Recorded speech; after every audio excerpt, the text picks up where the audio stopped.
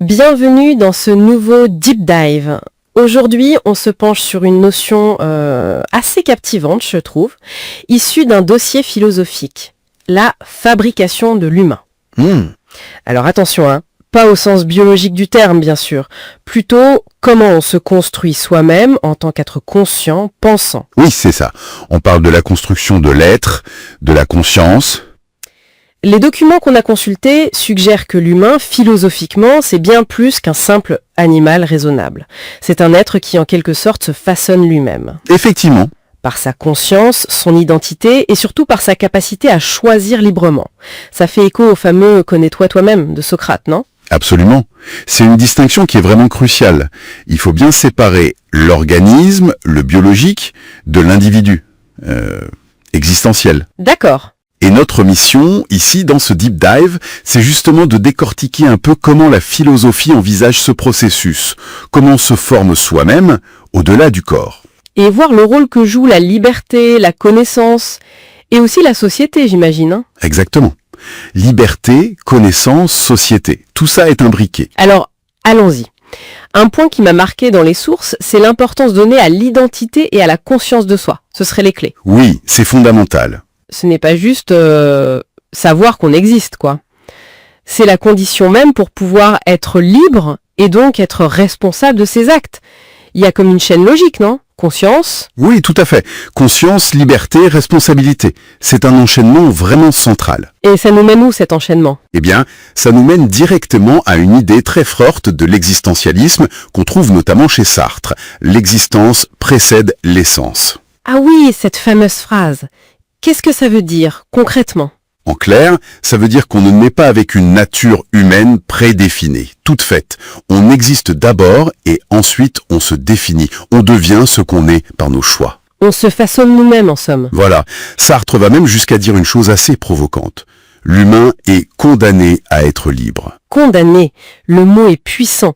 Ça veut dire que cette liberté, même si elle est vue comme la plus précieuse valeur, c'est aussi un fardeau, un poids. Exactement. Ce n'est pas une liberté légère, facile. Être condamné à être libre, ça signifie que, comme il n'y a pas de destin écrit d'avance, pas de nature fixe à suivre. Chaque choix compte énormément. Voilà. Chaque décision nous sculpte et nous rend entièrement responsables de l'humain qu'on est en train de devenir. Et ça peut être écrasant. Parce que nos choix n'engagent pas que nous-mêmes. C'est ça l'idée chez Sartre. En choisissant pour soi, on choisit aussi une certaine image de l'humanité. C'est une responsabilité immense. Vertigineux. Mais cette idée de liberté totale, un peu angoissante peut-être, est-ce que c'est la seule vision ? Les documents parlent d'autres approches, non ? Non, bien sûr, ce n'est pas la seule vision. C'est même une vision assez radicale, celle de Sartre. D'ailleurs, elle soulève des questions que les sources mentionnent en évoquant Nietzsche. Ah oui ? Lesquelles ? La question de savoir si, sans repère transcendant, Dieu, des valeurs absolues, etc., on ne risque pas de se sentir un peu perdu, comme flottant dans un néant infini, un vide de sens. C'est un vrai dilemme. Et les Grecs anciens alors ? Le rapport les oppose un peu à Sartre, il me semble. Oui, les Grecs, comme Socrate ou Aristote, avaient une approche assez différente. Pour eux, il s'agissait moins de créer son essence que de la découvrir. C'est ça. L'idée, c'était plutôt qu'il existe une nature humaine, une sorte de potentiel vertueux, et que la raison nous permet de le comprendre, de l'atteindre. Le but, c'était la vertu, le bonheur par l'accomplissement de cette nature. D'accord, une vision plus optimiste peut-être ? Différente en tout cas. Et il y a encore d'autres voies. Les sources mentionnent aussi les philosophies orientales. Bouddha, Confucius. Oui, où l'accent est mis sur d'autres aspects. La maîtrise des désirs, l'harmonie, ce sont d'autres chemins pour se construire. Donc on voit bien ce passage de la découverte ou la maîtrise de soi chez les anciens, ou en Orient, à l'idée de création de soi chez Sartre. C'est très clair. Et la société dans tout ça ? Elle nous aide ou elle nous gêne pour nous fabriquer ?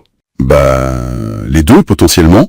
C'est ce que soulignent les documents, ce rôle ambigu de la société et de la culture. Comment ça ? D'un côté, elles peuvent nous enrichir, nous nourrir, nous donner des outils pour nous construire, l'éducation, les arts, les échanges. Oui. Mais d'un autre côté, elles peuvent aussi nous enfermer, imposer des normes, des idéologies, brider la pensée critique, et donc entraver cette construction personnelle. D'où l'importance de la connaissance et de l'éthique, j'imagine. Exactement, ce sont des outils essentiels pour naviguer là-dedans. Les sources citent Kant d'ailleurs et son impératif catégorique. Traiter l'humain toujours comme une fin, jamais seulement comme un moyen. Voilà, c'est une boussole éthique fondamentale dans ce processus. Et si on regarde aujourd'hui, l'analyse évoque une sorte de crise. Oui, les documents pointent un risque perçu comme lié à notre époque, très marqué par la technologie, par un certain matérialisme ambiant. Quel est ce risque, précisément ? Le danger, ce serait une sorte d'inversion. Que l'humain passe du statut d'artisan de sa propre vie, de sa propre existence, À celui d'objet fabriqué. c'est ça. Un objet qu'on évalue selon des critères extérieurs. La performance, le profit, l'utilité. Au détriment de ce qui fait son cœur, la conscience, la liberté. Ça fait réfléchir. Et dans ce contexte, il y a aussi tout le débat sur le fondement des valeurs qui est abordé. Les textes rapportent par exemple la critique de la religion par Marx comme opium du peuple. Oui. Mais ils notent aussi, de façon neutre, les questionnements sur la capacité de certaines formes d'athéisme aujourd'hui à fonder une éthique solide. Surtout quand le libre arbitre, qui est quand même un pilier de nos valeurs libérales, est parfois remis en cause par certains courants. Donc une tension en fait sur ce qui doit nous guider, nous fabriquer aujourd'hui. Une tension très vive, oui. Bon, c'est fascinant et un peu vertigineux tout ça. Si on devait retenir l'essentiel de ce deep dive, ce serait quoi ? Je dirais que cette fabrication de l'humain, ce n'est pas un produit qu'on sort d'une usine. C'est plutôt un projet. Un projet existentiel, personnel et qui n'est jamais vraiment fini. Un processus continu. Voilà. Une construction qui repose sur ses piliers. La conscience, la liberté, la responsabilité. Et qui a besoin d'être éclairée par la connaissance et guidée par l'éthique. Et face aux défis d'aujourd'hui, ce risque d'être chosifié, comme tu disais, l'enjeu ce serait de rester cet artisan, de garder la main. C'est l'idée forte qui ressort, oui. Préserver cette capacité à se façonner soi-même, à assumer sa responsabilité existentielle. Pour ne pas devenir juste un produit de notre environnement, qu'il soit technologique ou économique. D'accord. Et pour finir, il y avait cette jolie idée dans les sources, une pensée pour méditer, l'idée que chacun, par sa culture, ses valeurs, son unicité, pourrait contribuer à une sorte de chant cosmique. Oui, une belle image. Alors, la question qui reste peut-être, c'est comment cultiver sa propre note, sa propre voix dans ce grand concert ? Surtout dans un monde qui nous pousse parfois si fort vers l'uniformité. Comment trouver son chant cosmique unique ?